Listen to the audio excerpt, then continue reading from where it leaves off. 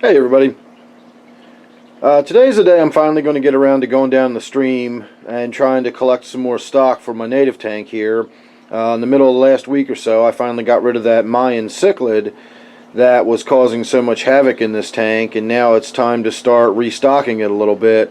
I'm not going to go hog wild with the minnows, I don't think. Today I really just want to go down and get some crayfish and bring them back and put them in the tank, kind of get some crayfish back in here, get a little activity going on the bottom, and then we can worry about fish later. I'll probably throw my minnow trap while I'm out.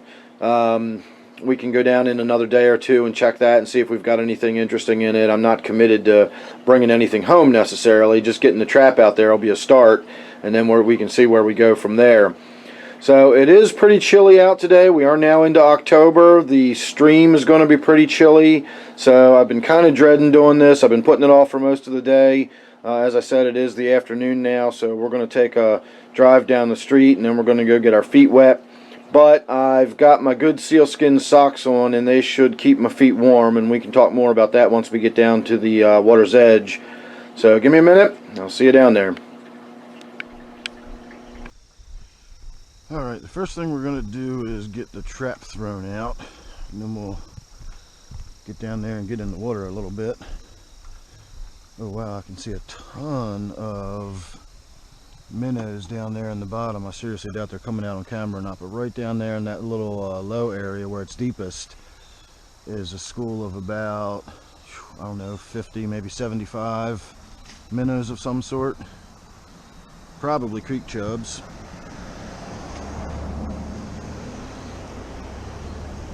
Alright, so if you're wondering what we're using for bait today, I'm using an old piece of stale cornbread. It's from dinner the other night, never got eaten, so I might as well put it to good use.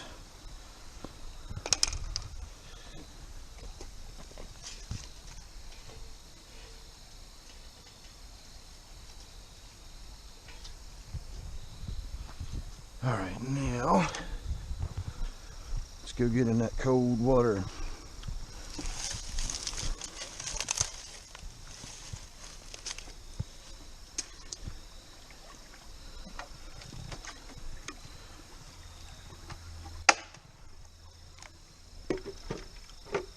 Alright. Now I know these look like regular black hiking socks, but these are actually sealskins socks, and they're completely waterproof. They're awesome. The shoes I'm wearing are my NRS Velocity shoes, and they're not waterproof, but they're meant to be worn in the water. They've got great traction on the soles. They're very lightweight nylon, good sturdy ankle support, and they do a pretty good job of keeping the gravel out too, even though they don't have gravel guards on them. So between the two, my feet are nice and dry.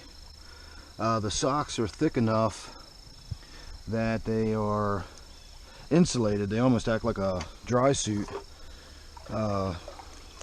crossed with a wetsuit at the same time. Oh, there's a nice crayfish right there. And the result is your legs and body temperature actually keeps them warm.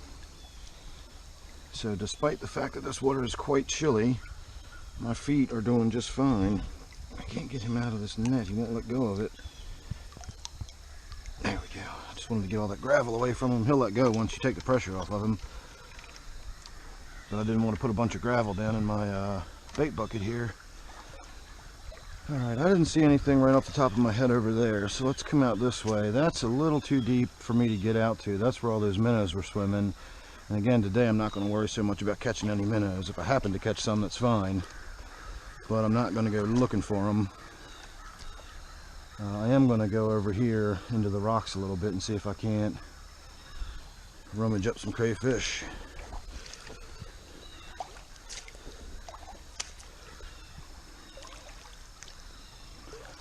So I'll put links to all of this stuff in the description below. I got the minnow trap, cost me about $10. I think this net I'm using, this is another Fraybill dip net. I think this costs $5 or $6, something like that. And then of course my sealskin socks and my NRS Velocity shoes are a little more pricey than that. but they are certainly worth it. I love my sealskin socks.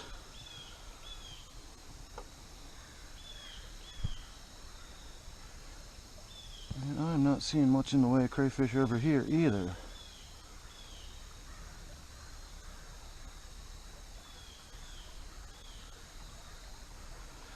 Normally, I've got a pretty good eye for them. Even when they're hiding, I can see their little antennas sticking out from underneath the rocks. I can even see evidence of where they live. I can see little clean spots in front of the rocks, little dig out marks, little dugout areas. And I'm just not seeing a lot today. I think it's probably a little early in the year to think about hibernation. I swear I just saw somebody walking down the street. I think it's a little early in the year to think about hibernation. I don't think they're going to ground yet. The water's not that cold. But boy, I don't see any.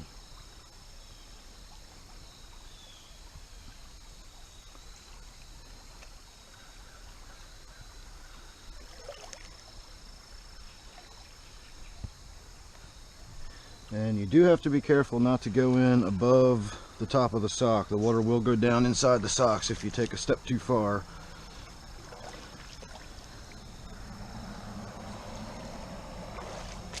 Oh, there goes a little one darting off down into the deeper water. Let's see if he stops somewhere and I can spot him. No, I think he went all the way down under the deep water. He was sitting right here and darted when I came walking up.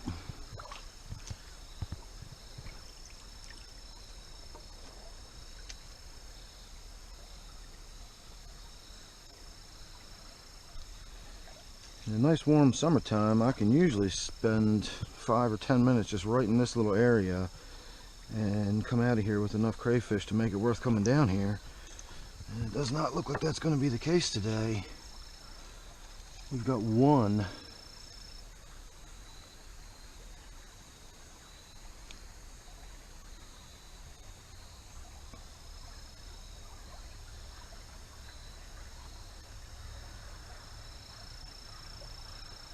I don't know if you're seeing any, but I'm sure not seeing any.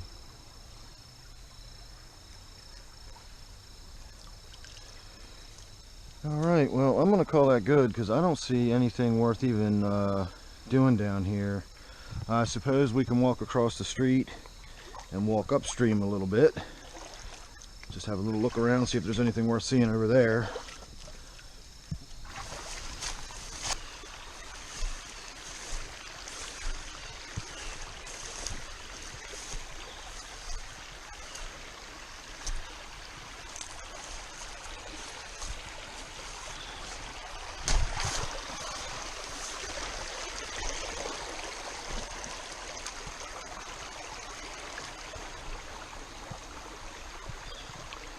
Alright, we got a lot of fallen leaves. I see some minnows scurrying around.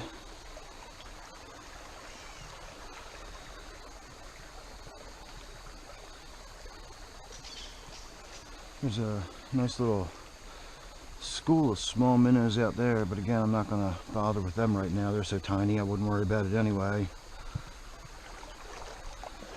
Let's walk up around the bend here. There's a nice little deep hole right there. You never know what you might see in that.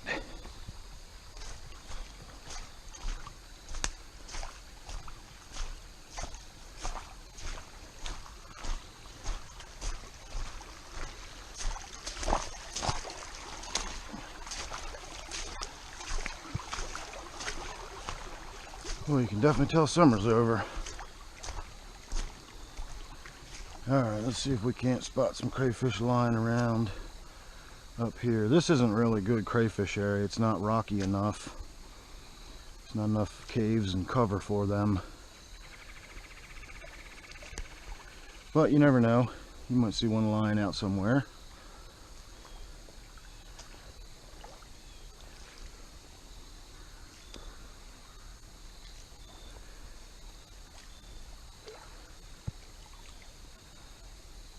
There's a little baby sunfish. I swear I never knew there was sunfish in this stream. There's a bunch of little minnows swimming around. We'll try to get up here where the sun's shining into the water. You can see a bunch of them. Of course, I'm making the ripples.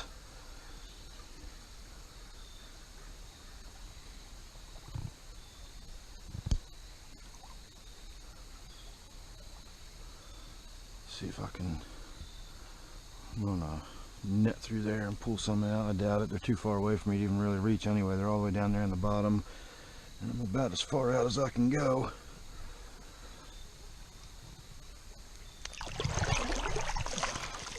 Got one, and it is one of those rosy side dace, so that's cool. See if we can't do that again and pull another one of them out of there, because if that's a whole school of them, I don't care if I do one at a time for the next 10 minutes. I'd like to get a school of those. There's another one.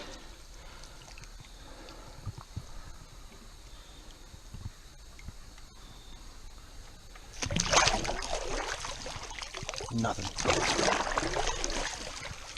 Nothing again. Alright, let's see where they all scurried off to now. I'm sure I've got them freaked out. No, they're all still swimming around right there. And there's another one.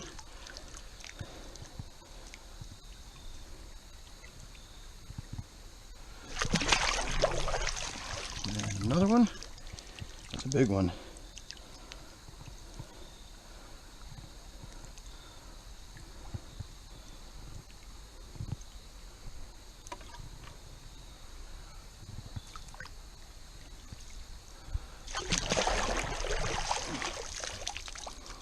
Another one.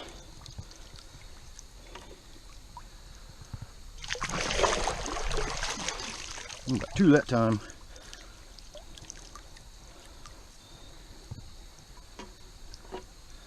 Almost tossed one back.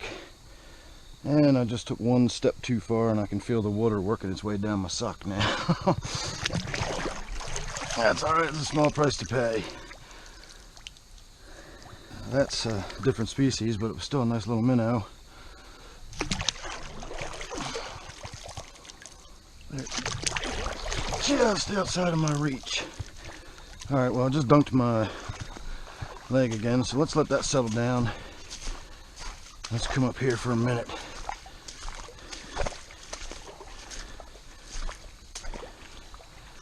Came down here to catch crayfish. I'm going to go back with more minnows than I thought. See, here's a perfect example. If you can see right here, these little sandy spots. Here's even a smaller one right here.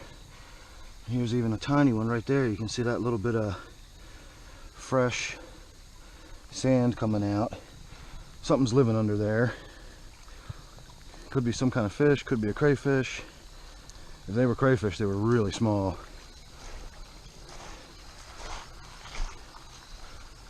Alright, I can see a bunch of minnows swimming around up underneath of the brush up there.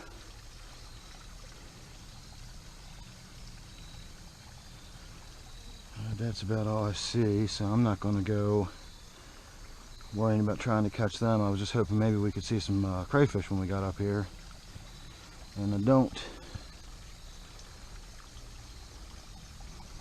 Alright, well, we had a successful little trip. Not sure how the camera's looking in there or not.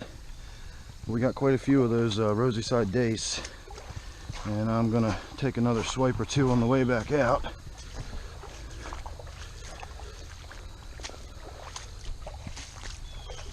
I love that moss all over that rock. That's awesome looking. I'd like to take that rock home and put it in one of my tanks. I'd need a big paludarium to do that. And I'm hoping by the time we get back down here, the current will have removed some of the silt and stuff that I kicked up. And we'll get a little better view.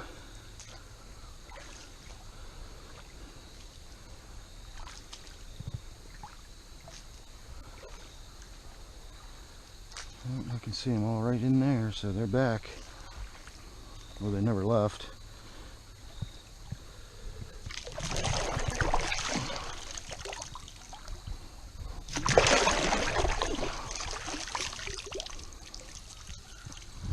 Damn it, too far. That's another one of those brown minnows, those Natropus species that I have. So, alright, we're going to call that good.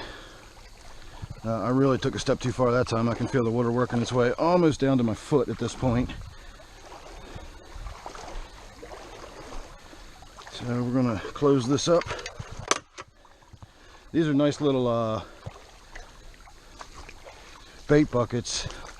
They're actually designed to, they're called a flow troll, and they're designed to float behind your boat, and they float like that. So water flows in these holes in the back and it flows out the front, and it's constantly keeping fresh water moving through the bait bucket while you motor along in your boat.